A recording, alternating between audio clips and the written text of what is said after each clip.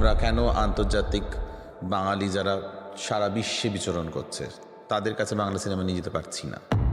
আজকে বাংলা বাজারে তুমি বেরিয়ে গিয়ে একটা বাজারে গিয়ে কাউকে জিজ্ঞেস করো ইয়াশ, আলু অর্জুন, রামচরণতে যা বলবে হ্যাঁ চিনি, কিন্তু তাদের থেকে হয়তো অনেক গুণে ভালো অভিনেতা বাংলার, আমি নাম নিতে চাইছি না, তাদের নাম নিয়ে বলতে পারো তারা কিন্তু চেনে না, তাদের নামটাই শোনেনি, সিনেমা দেখা তো দূরের কথা।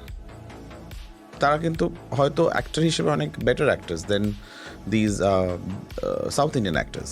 তারা হয়তো অনেক চ্যালেঞ্জের সম্মুখীন হয়ে তাদের কাজ করতে হয়, যে ফ্যাসিলিটিগুলো তারা দক্ষিণ ভারতে পায় তার হাতে এখানে সেই অভিনেতারা পায় না, কিন্তু সেই জায়গাটাকে দাঁড়িয়ে তারা অনেক, কিন্তু সেইটা কেন আমরা গ্লোবালি পৌঁছতে পারছি না?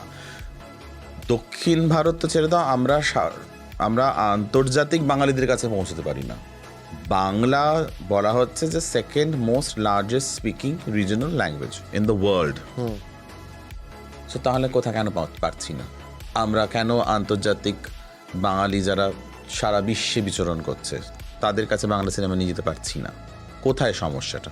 ডিস্ট্রিবিউশনের সমস্যা, হলের সমস্যা, হলের মতো মারাত্মক সমস্যা। তাহলে এই স্ট্রাকচারটাকে তো সেটাই বললাম যে বাংলা ফিল্ম ইন্ডাস্ট্রিকে যদি ওই জায়গাটা নিয়ে যেতে হয় তাহলে তো একটা স্ট্রাকচার করতে হবে, সেটার জন্য যে সরকার অনুমোদন দিতে হবে, কম্পালসারি কিছু জিনিস করতে হবে যে না মানে হলে এই শো টাইমে বাংলা সিনেমা একটা করে দেখাতেই হবে, যেটা মহারাষ্ট্রতে আছে, যে তোমাকে প্রাইম শো একটা দিতেই হবে। তুমি ভোর 6টায় একটা শো দিলে, রাতে 12টা একটা শো দিলে তো দেখতে আসবে না, তো তোমাকে প্রাইম টাইম শো দিতেই হবে মারাঠি ফিল্মকে।